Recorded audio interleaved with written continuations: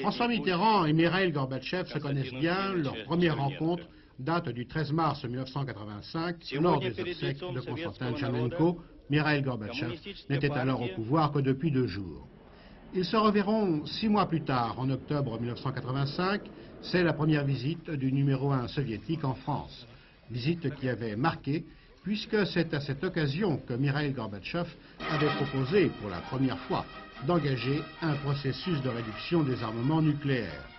Et déjà une dissonance dans les relations franco-soviétiques, le refus français d'inclure la force de frappe dans les négociations sur le désarmement nucléaire, une question qui ne manquera pas d'être évoquée dans les jours à venir. En juillet 86, cette fois, c'est le président Mitterrand qui se rend à Moscou. Les 2 chefs d'État auront près de 8 heures d'entretien en tête-à-tête.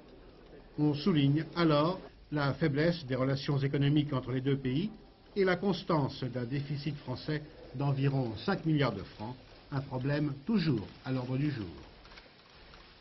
Novembre 1988, second voyage du président français en URSS, visite éclair pour le lancement de la mission spatiale franco-soviétique, symbole d'une volonté de coopération scientifique. Mikhaïl Gorbatchev avait alors manifesté son intérêt pour la télévision haute définition. Un accord en ce domaine pourrait être signé dès demain après-midi. Et puis, M. Gorbatchev avait alors relancé son appel à la création d'une maison commune européenne. Sur ce vieux continent, nous sommes persuadés que l'Europe a beaucoup de chances de voir la constitution de la maison, d'une véritable maison commune à tous les Européens. Ce thème du rapprochement entre les 2 Europes sera sans doute celui qui occupera le plus de place dans les entretiens qui commenceront demain. Et l'on s'attend à ce qu'une vingtaine d'accords soient signés d'ici jeudi prochain.